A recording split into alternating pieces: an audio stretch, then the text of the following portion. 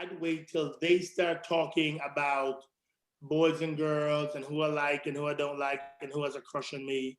And then I wouldn't force it on them. I would wait till they bring it up casually. And in those casual discussions, I then say, let's talk about it from a biblical perspective because God has not been silent on any topic.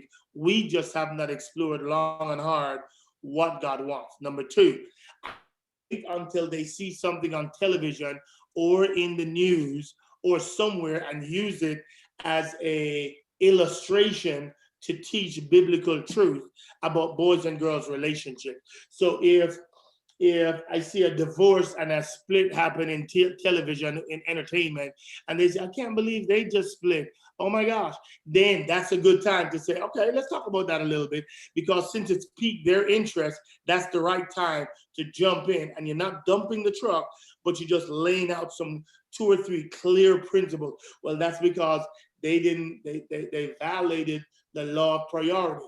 That's because they violated the law of purity. That's because they violated, and now you can go back and just talk about it from a biblical perspective. So because they violated the law of purity before they got married, no wonder they go through all these experiments with other people because they were not and did not honor God beforehand. That's why, boys and girls, it's important for us to honor God. Number two, when something else comes up and you see, somebody on the television beating somebody else, you say, you know why that happens?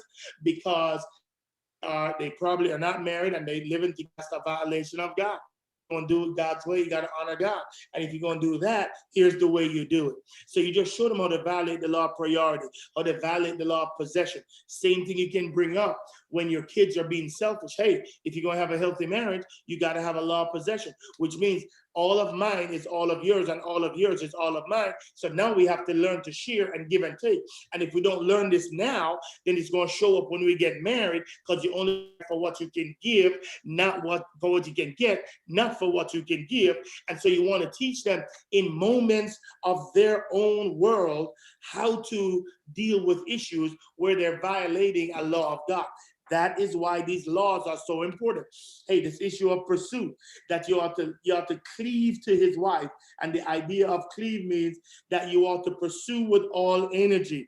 Well, you only want to pursue with all energy if it's somebody that you can commit your life to. Why are you committing your life to somebody and giving them all your energy if they don't have any commitment to you? That's unwise. You're trying to live a life where you want all the benefits without the responsibility. That's called irresponsibility, and that's not honoring God. So you just look at the laws that you have now as tools that you can use, and you bring them up periodically so that then they can have a discussion with you about it. And it's not after they have dated somebody and said, well, you just don't want me to love nobody. That's all this is. You just don't want me to love nobody. Leave me alone. You're bringing it up in a non-threatening environment where they're the most open to learn. We don't do is, every time you see something on television that's good or bad, it should be to me, a leadership lesson on relationships, on character, on integrity, on all of that, because you want to use somebody else's mistake to teach real truth so that they don't have to go through the same mistake.